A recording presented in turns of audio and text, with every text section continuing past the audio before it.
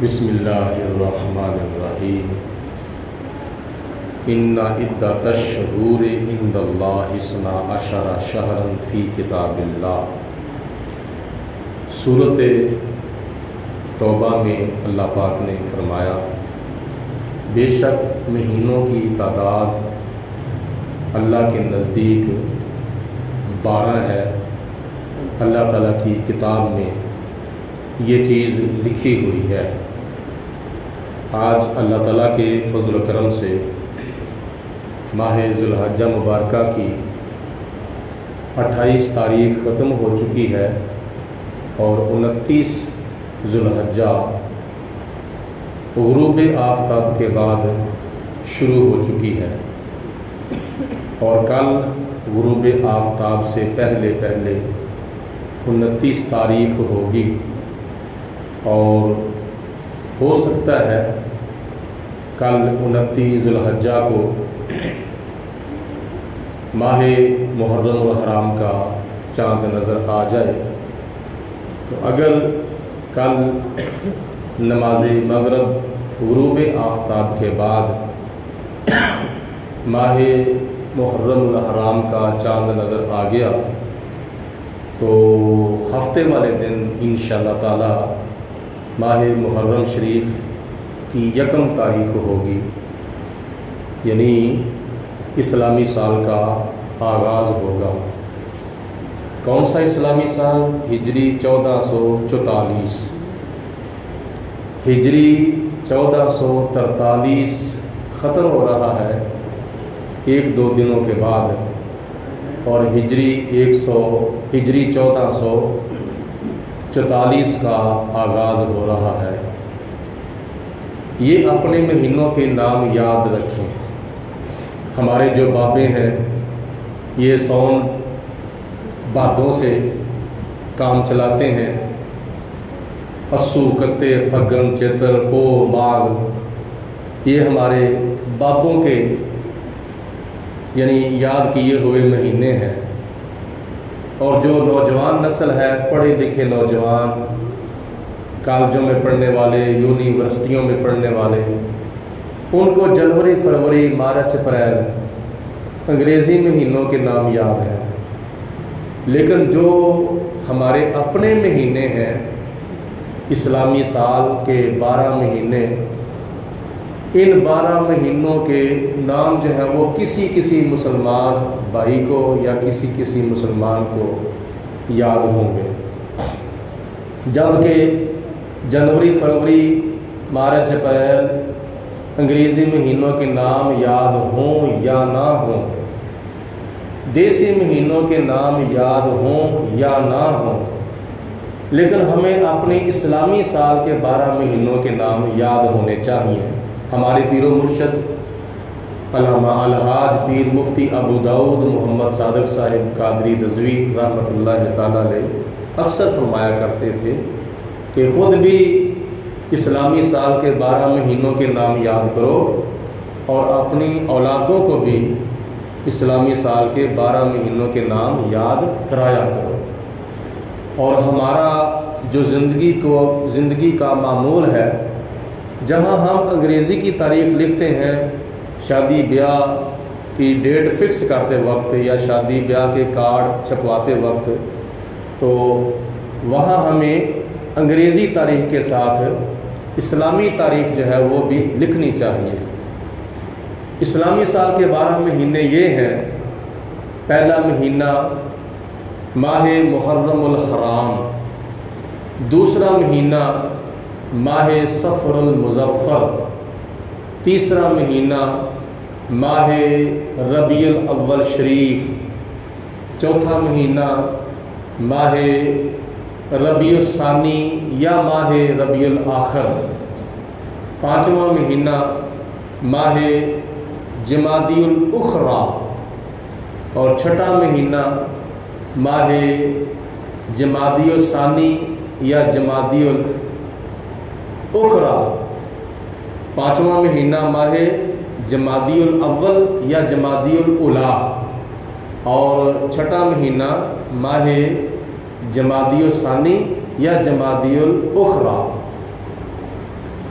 7واں مہینہ ماہ رجب المرجب، 8واں مہینہ ماہ شعبان المعظم، اور 9واں مہینہ ماہ رمضان المبارک، 10واں مہینہ ماہ شوال المکرم، 11واں مہینہ ماہ ذوالقعدہ شریف، اور 12واں اور آخری مہینہ ماہ ذوالحجہ مبارکہ، یہ جس کا اختتام ہو رہا ہے۔ یہ ہمارے اسلامی سال کے 12 مہینے اور ان کے نام ہیں، اور ان کے معمولات جو ہیں وہ بھی بجا لانے کی کوشش کرنی چاہیے، بلکہ اسلامی عبادات کا انحصار جو ہے وہ اسلامی مہینوں پر موقوف ہے۔ روزے ہیں تو وہ بھی اسلامی مہینے کے، حج کیا جاتا ہے تو وہ بھی اسلامی مہینے کے مطابق کیا جاتا ہے، زکوٰۃ ادا کی جاتی ہے تو وہ بھی اسلامی مہینے کے مطابق ادا کی جاتی ہے۔ اسی طرح یہ جو ہمارے کئی اسلامی تہوار ہیں، ماہ رجب شریف کی 27ویں رات کو نبی پاک علیہ الصلوۃ والسلام کو معراج ہوا، اور قرآن پاک جب نازل ہوا تو وہ ماہ رمضان المبارک کی 27ویں رات لیلۃ القدر کے بابرکت لمحات میں نازل ہوا۔ اور ہم جو عید الفطر مناتے ہیں وہ بھی اسلامی مہینے کی تاریخ کے مطابق مناتے ہیں۔ عید الاضحیٰ اور قربانی والی عید جو ہم مناتے ہیں وہ بھی اسلامی مہینے کی تاریخ کے مطابق مناتے ہیں۔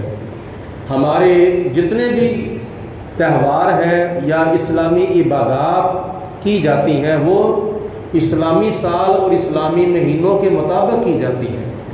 ہم نے روزے جو ہیں وہ کبھی جنوری کے مطابق نہیں رکھے، شمسی سال یا انگریزی سال کے مطابق نہیں رکھے۔ حج ہم نے کبھی انگریزی مہینے کے مطابق نہیں کیا، اور اسی طرح عیدیں جو ہم 2 مناتے ہیں وہ بھی ہم نے کبھی انگریزی مہینے کی کسی تاریخ کے مطابق نہیں کی۔ تو یہ جتنی بھی اسلامی عبادات ہیں وہ اسلامی سال کے 12 مہینوں کے مطابق اللہ تعالیٰ کی عبادات جو ہیں وہ کی جاتی ہیں۔ تو اس لیے ہمیں اس طرف زیادہ سے زیادہ توجہ کرنی چاہیے، اور جب انگریزی سال کا آغاز ہوتا ہے تو اس وقت بہت سے لوگ جشن مناتے ہیں، خوشیاں کرتے ہیں، اور پتہ نہیں اس نام کے اوپر پتہ نہیں کیا کیا خرافات کرتے ہیں، فائرنگ کی جاتی ہے، اور بہت سے اور کھڑا کیے جاتے ہیں، شرابیں پی جاتی ہیں، غیر شرعی حرکات کی جاتی ہیں، جائز ناجائز کام کیے جاتے ہیں۔ کیا وجہ ہے؟ جی انگریزی سال کا آغاز ہو رہا ہے 1 جنوری سے۔ بھائی 1 جنوری تو ہمارا مہینہ ہے ہی نہیں، یہ تو کیا نام ہے شمسی مہینہ ہے، اور یہ تو زیادہ تر کیا نام ہے انگریز لوگ استعمال کرتے ہیں۔ تو جب اسلامی سال کے مہینے ماہ محرم شریف کا آغاز ہوتا ہے تو اس وقت کسی کو چاند دیکھنے کی بھی توفیق نہیں ہوتی، حالانکہ نئے مہینے کا چاند دیکھنا نبی پاک علیہ الصلوۃ والسلام کی سنت ہے، اور جس کو چاند نظر آ جائے اس کو پھر گواہی دینی چاہیے کہ میں نے اپنی آنکھوں سے چاند دیکھا ہے۔ لہٰذا 29 تاریخ کو چاند نظر آ گیا ہے، کل اگلے مہینے کی 1 تاریخ ہوگی۔ تو یہ سعادت حاصل کرنی چاہیے، نبی پاک علیہ الصلوۃ والسلام کی اس سنت کو زندہ کرنا چاہیے اور سنت کا ثواب لینا چاہیے۔ ہر مہینے کی، ہر اسلامی مہینے کی 29 تاریخ کو چاند دیکھنا چاہیے، لیکن آج ہم نے انحصار اور بھروسہ کر لیا ہوا ہے خبروں کے اوپر، ٹی وی کے اوپر، انٹرنیٹ کے اوپر ہم نے بھروسہ کر لیا ہوا ہے، وہ الگ بات ہے، لیکن کیوں تو سنت کا ثواب ضائع کر رہا ہے۔ اس لیے میں گزارش کرتا ہوں کہ کل ماہ ذوالحجہ مبارکہ کی غروب آفتاب سے پہلے 29 تاریخ ختم ہو رہی ہے، اور غروب آفتاب کے بعد جب مغرب کی نماز آداب ہو جائے تو اس وقت نئے اسلامی سال کے پہلے مہینے ماہ محرم الحرام کا چاند دیکھو، نظر آئے یا نہ آئے تمہیں سنت کا ثواب مل جائے گا۔ اور اس پرفتن دور کے اندر ایک مردہ سنت کو زندہ کرنا، نبی پاک علیہ السلام نے فرمایا ہے اس کو 100 شہیدوں کا ثواب اللہ تعالیٰ عطا فرماتا ہے۔ اب ایک اور بات یاد رکھیں کہ جب کوئی نیا مہینہ شروع ہوتا ہے، نیا سال شروع ہوتا ہے، تو پھر کچھ لوگوں کا یہ بھی نظریہ ہوتا ہے کہ میں فلاں مہینے کو یا فلاں سال کو میں یہ کام شروع کروں گا، میں فلاں نیکی کا کام شروع کروں گا۔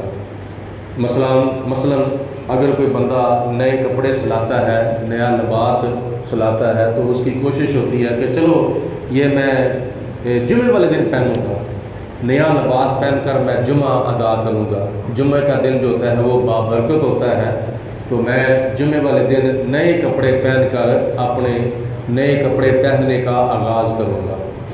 نیا مکان بنایا جائے تو پھر کئی لوگ کہتے ہیں کہ چلو ہم اپنے نئے مکان کے اندر سب سے پہلے محفل میلاد کرائیں گے، اور پھر اس کے بعد اپنے نئے مکان کے اندر ہم روزانہ یہ نیکی کا کام کیا کریں گے، روزانہ تلاوت قرآن کیا کریں گے، روزانہ نعت خوانی کیا کریں گے۔ کئی لوگوں کا یہ نظریہ ہوتا ہے، اور نبی پاک علیہ السلام نے حدیث پاک میں ارشاد فرمایا ہے کہ اگر کوئی بندہ سواری کے اوپر سوار ہو اور سوار ہوتے ہی وہ بسم اللہ الرحمن الرحیم پڑھتا ہے، نبی پاک علیہ السلام فرماتے ہیں جتنی سواری قدم چلتی ہے اللہ تعالیٰ اس سواری کے ہر قدم کے بدلے سوار کو ایک نیکی عطا فرماتا ہے۔ تو جتنی دیر تک یہ کام کیا نام ہے چلتا رہتا ہے، اتنی دیر تک نیکی کرنے والے کو ثواب ملتا رہتا ہے۔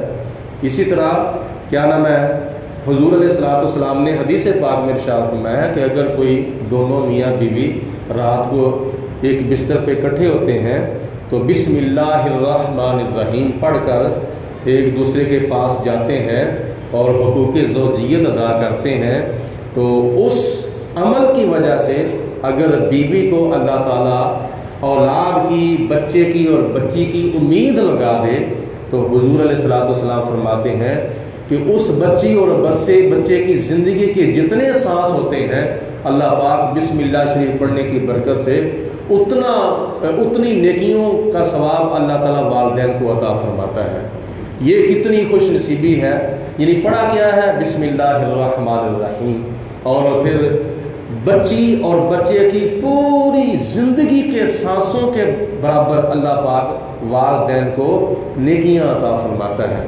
تو میں گزارش کروں گا کہ آپ کوشش کریں ماہ محرم الحرام اسلامی سال کا جب آغاز ہو تو آپ کسی نیکی کا آغاز کر لیں، کوئی نیکی آپ کو جو ایزی لگتی ہو اس نیکی کا آغاز کر لیں۔ چلو اللہ پاک توفیق دے، کسی کے سر کے اوپر ٹوپی نہیں ہوتی تو یہ نیت کر لے کہ میں یکم محرم الحرام سے میں سر کے اوپر ٹوپی پہنوں کروں گا، یا امامہ شریف باندھنا شروع کر دوں گا، یا کسی نے داڑھی نہیں رکھی تو وہ نیت کر لے کہ میں نئے اسلامی سال کی پہلی تاریخ سے داڑھی شریف کا آغاز کر لوں گا، داڑھی شریف رکھنے کی نیت کر لوں گا۔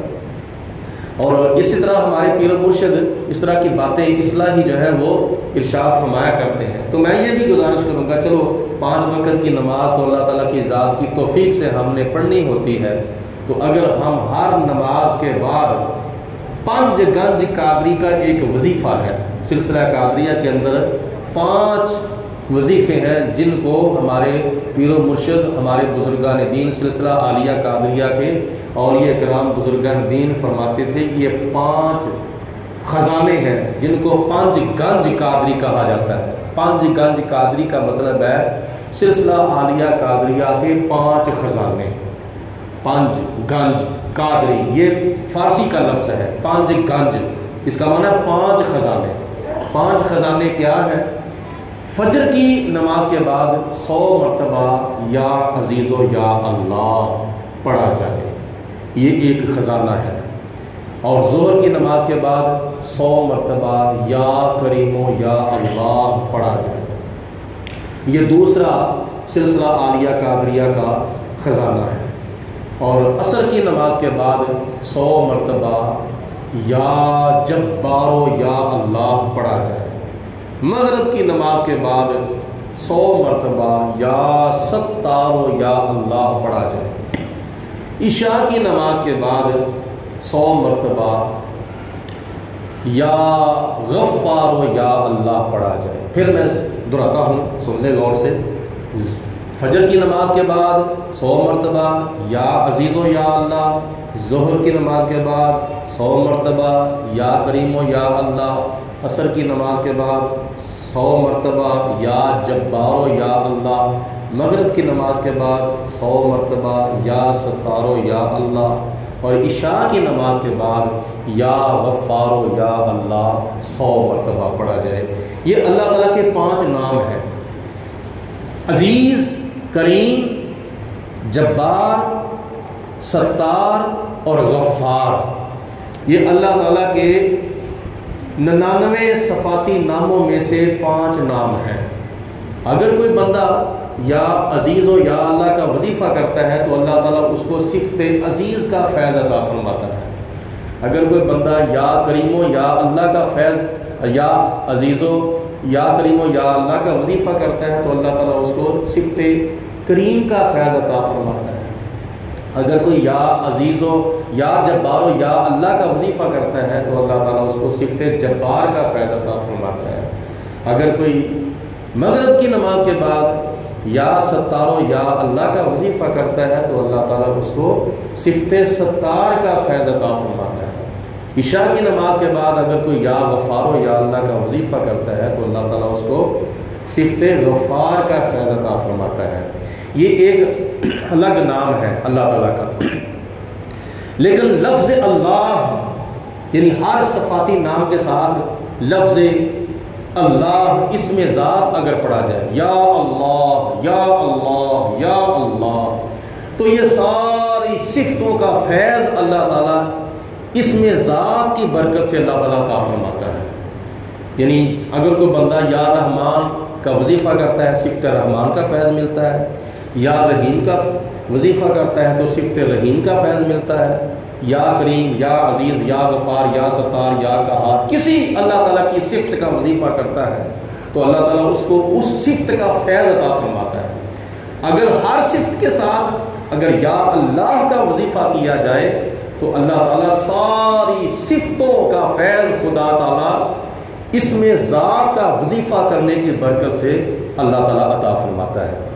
لیکن یہ یاد رکھیں، یہ درس طریقت ہے، یعنی یہ بزرگان دین کے آزمائے ہوئے تجربات میں سے ایک تجربہ ہے کہ اگر کوئی بندہ یہ وظائف کرے گا تو اللہ تعالیٰ اس کو یہ برکتیں عطا فرمائے گا، اس کو روحانیت اللہ تعالیٰ عطا فرمائے گا، بزرگان دین کی توجہات اس کی طرف مبذول ہوں گی۔ لیکن درس طریقت سے پہلے درس شریعت ہے۔ درس شریعت وہ درس ہے جو 1400 سال پہلے ہمارے پیارے آقا مولا حضرت محمد رسول اللہ صلی اللہ علیہ وسلم نے ارشاد فرمایا تھا۔ سارے صحابہ کرام کے ارشادات بعد میں ہیں، تابعین کے ارشادات بعد میں ہیں، تبع تابعین کے ارشادات بعد میں ہیں، بزرگان دین اولیاء کاملین کے ارشادات بعد میں ہیں۔ ہم اپنے پیروں کے فرمان پر اگر عمل کرتے ہیں تو بعد میں کرتے ہیں، لیکن سب سے پہلے اللہ کے ارشاد کے بعد سارے بزرگوں کے ارشادات سے پہلے ارشاد مصطفیٰ ہے۔ نبی پاک علیہ السلام کا فرمان سب سے پہلے ہے۔ اگر کوئی حضور علیہ السلام کے ارشاد پر عمل نہیں کرتا تو اس کو اپنے پیر کے ارشاد پر عمل کرنے کا کوئی فائدہ نہیں ہوگا۔ اگر کوئی حضور کے فرمان پر عمل نہیں کرتا تو اس کو اپنے پیروں کے فرمان پر عمل کرنے کا کوئی فائدہ نہیں ہوگا، کیونکہ درس طریقت بعد میں ہے، درس شریعت پہلے ہے۔ تو سارے بزرگان دین کے ارشادات بعد میں ہیں، ارشادات مصطفیٰ پہلے ہیں۔ تو حضور علیہ السلام کا کیا فرمان ہے؟ یہ ہمارے سلسلہ عالیہ قادریہ کے 5 وظائف ہیں جو کہ پڑھے جاتے ہیں، لیکن ان سے پہلے کیا کرنا ہے؟ نبی پاک علیہ السلام کا کیا فرمان ہے کہ نماز کے بعد کیا پڑھنا ہے؟ حضرت فاطمہ الزہرا خاتون جنت رضی اللہ تعالی عنہا حضور علیہ السلام کی بارگاہ میں حاضر ہوئی، عرض کی ابا جان دیکھو میرے ہاتھ جو ہیں ان ہاتھوں کے اندر چھالے پڑ گئے ہیں چکی پیستے ہوئے. میں چکی پیستی ہوں تو پھر اس کے بعد آٹا گوندتی ہوں پھر روٹیاں پکاتی ہوں. تو چکی پیس پیس کر میرے ہاتھوں کے اندر چھالے جو ہیں وہ پڑ گئے ہیں. حضور آپ کے پاس غلام ہیں تو ہمیں کوئی غلام عطا فرما دیں, چلو وہ ہماری چکی پیسا کرے. تو نبی پاک علیہ السلام نے غلام نہیں عطا فرمایا بلکہ آگے سے ارشاد فرمایا کہ اے میری بیٹی اے فاطمہ, ہر نماز کے بعد 33 مرتبہ سبحان اللہ پڑھا کرو اور 33 مرتبہ الحمدللہ پڑھا کرو اور 34 مرتبہ اللہ اکبر پڑھا کرو. یہ تسبیح فاطمی ہے جو کہ نبی پاک علیہ السلام نے جناب فاطمہ الزہرا کو یہ تعلیم فرمائی تھی کہ ہر نماز کے بعد 33 مرتبہ سبحان اللہ, 33 مرتبہ الحمدللہ اور 34 مرتبہ اللہ اکبر پڑھا کرو. تو اس کی برکت سے تمہارے بہت سے مشکل کام جو ہیں وہ آسان ہو جائیں گے. تو یہ جناب فاطمہ تو زہرا نے عرض کی یا رسول اللہ میرے ابا حضور یہ وظیفہ صرف اور صرف میرے لیے ہے یا اوروں کے لیے ہے؟ تو نبی پاک علیہ السلام نے فرمایا کہ بیٹی یہ وظیفہ آپ کے لیے بھی ہے اور اوروں کے لیے یعنی میری ساری امت کے لیے ہے. حضرت علی المرتضیٰ رضی اللہ تعالیٰ عنہ نے اس وظیفے کے اوپر ساری عمر عمل کیا تھا. تو کتنی اللہ پاک نے طاقت عطا فرمائی تھی. یعنی جناب فاطمہ الزہرا نے یہی حضور کی بارگاہ میں عرض کی نا یا رسول اللہ میرے ابا حضور میں تھک جاتی ہوں, گھر کا سارا کام بھی کرتی ہوں, کپڑے بھی دھوتی ہوں, صفائی بھی کرتی ہوں اور برتن بھی دھوتی ہوں اور بھی آئے گئے مہمانوں کی خدمت کرتی ہوں, تھک جاتی ہوں اور چکی پیستے وقت مجھے مزید تھکاوٹ ہو جاتی ہے اور اس کی وجہ سے میرے ہاتھوں کے اندر چھالے بھی پڑ گئے ہیں. تو یا رسول اللہ کچھ غلام جو ہیں وہ مجھے عطا فرما دیں. تو حضور علیہ السلام نے ایسا وظیفہ بتایا کہ جس کے اندر روحانی طاقت بھی ہے اور جس کے اندر جسمانی طاقت بھی ہے. تو جناب علی المرتضیٰ نے پھر اس کے اوپر عمل کیا تو کتنی خدا تعالیٰ کی ذات نے طاقت عطا فرمائی تھی. شاہ مرداں شیر یزداں قوت پروردگار لا فتح الا علی لا سیف الا ذوالفقار. جناب علی المرتضیٰ کی اتنی طاقت تھی کہ بارگاہ مصطفیٰ سے لقب ملا شیر خدا. کتنی طاقت تھی, آپ نے خیبر کا جو بہت بڑا پہلوان مرحب تھا اس کو ایک وار کر کے 2 ٹکڑے کر دیا اور حضرت علی المرتضیٰ رضی اللہ تعالیٰ عنہ نے ارشاد فرمایا کہ تو علی سے جنگ کرے تیری عقل کا پھیر ہے, تو شیطان کی لومڑی حیدر خدا کا شیر ہے. تو کیا جانتا ہے کہ میرے اندر کون سی طاقت ہے؟ اللہ پاک نے مجھے روحانی طاقت بھی عطا فرمائی ہے, جسمانی طاقت بھی عطا فرمائی ہے. تو کوشش کریں یہ وظیفہ کیا کریں. اس کے علاوہ اور بھی بڑے وظائف ہیں لیکن ہمارے اندر کمی ہے, ہم عمل نہیں کرتے.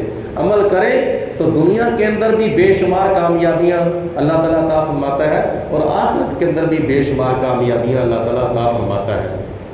بڑے لوگوں کو یہ شکایت ہوتی ہے کہ ہمارے کاروبار کے اندر برکت نہیں, رزق کے اندر برکت نہیں اور ہمارے خرچے بہت زیادہ ہیں, آمدنی بہت کم ہے. برکتوں والے ہم کام ہی نہیں کرتے تو برکت کیسے پڑے گی؟ ٹھیک ہے, برکت والا کام تو سب سے پہلے 5 وقت کی نماز ہی ہے نا. اللہ تعالیٰ کا ذکر ہے, آخرت کا فکر ہے, تم کرو تو برکت اللہ تعالیٰ تھوڑی کمائی کے اندر ڈال دے گا تو اس کے اندر بھی بے شمار برکتیں جو ہیں وہ پڑ جائیں گی.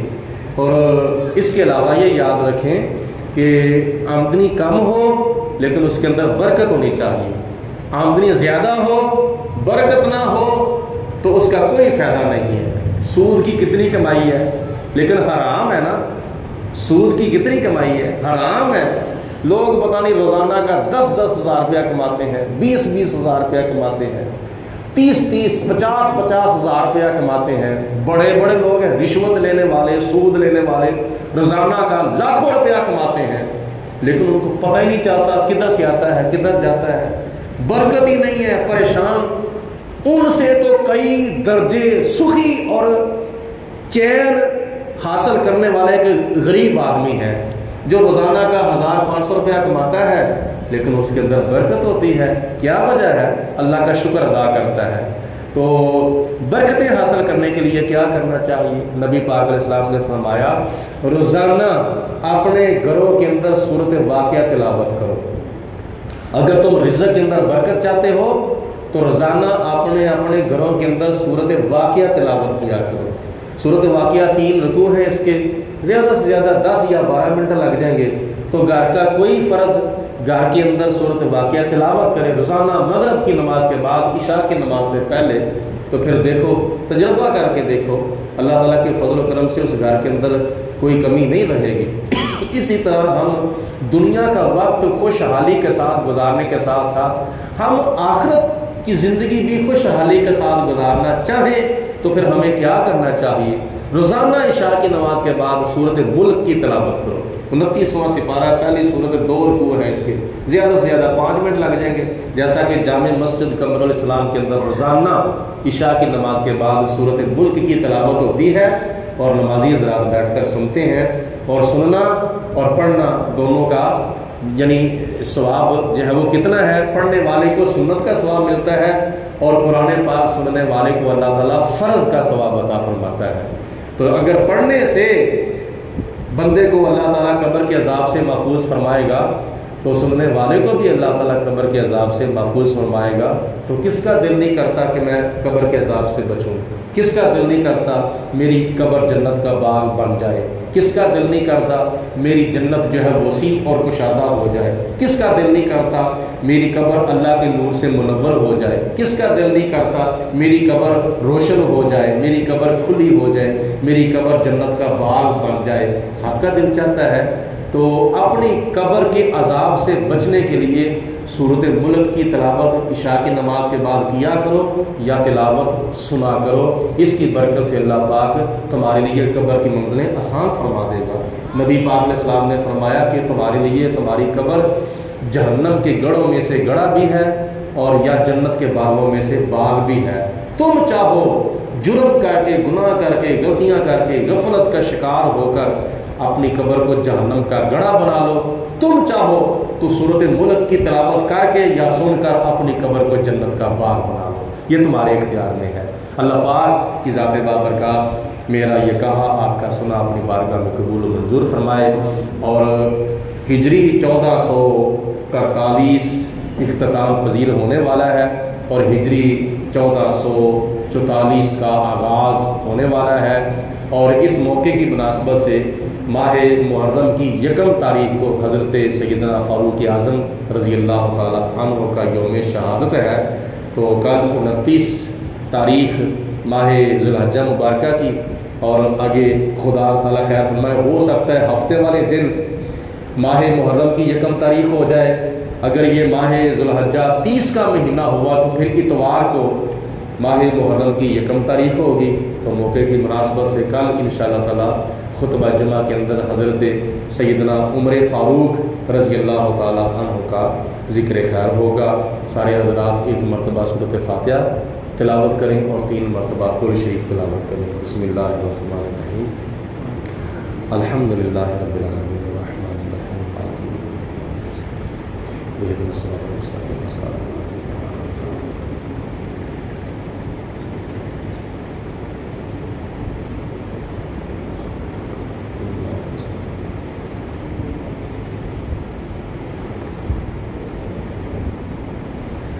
اللہم صلی علی سیدنا و مولانا محمد معدن الجود والکرم والہ وبارک وسلم۔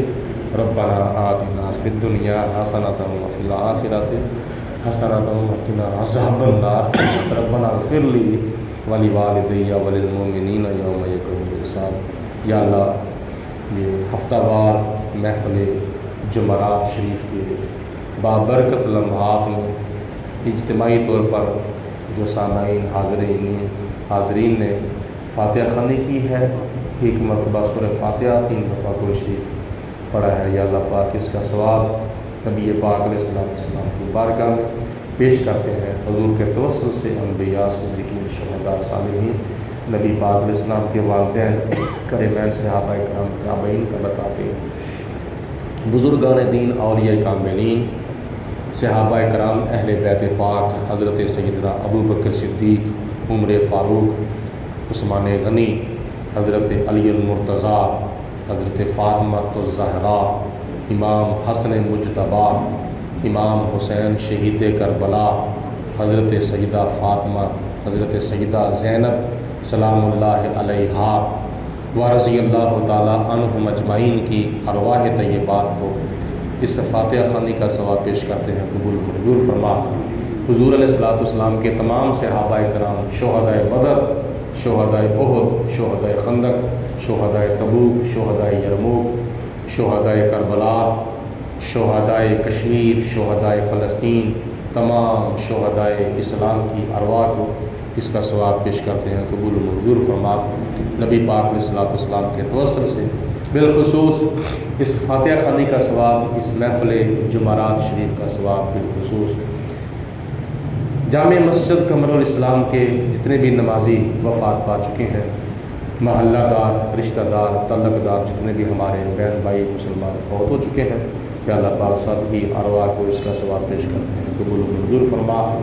کہ اللہ پاک جو زندہ ہیں سب کو سچی توبہ کر کے دنیا سے بے رغبتی اور دین کی طرف زیادہ سے زیادہ راغب ہونے کی اور دین کے قریب ہونے کی توفیق عطا فرما۔ مرتے دم کلمہ پڑھنا نصیب فرما، زندگی سلام کی عطا فرما، موت ایمان کی عطا فرما۔ وصلی اللہ تعالی علی خیر خلقہ محمد وآلہ وصحبہ اجمعین برحمتک یا ارحم۔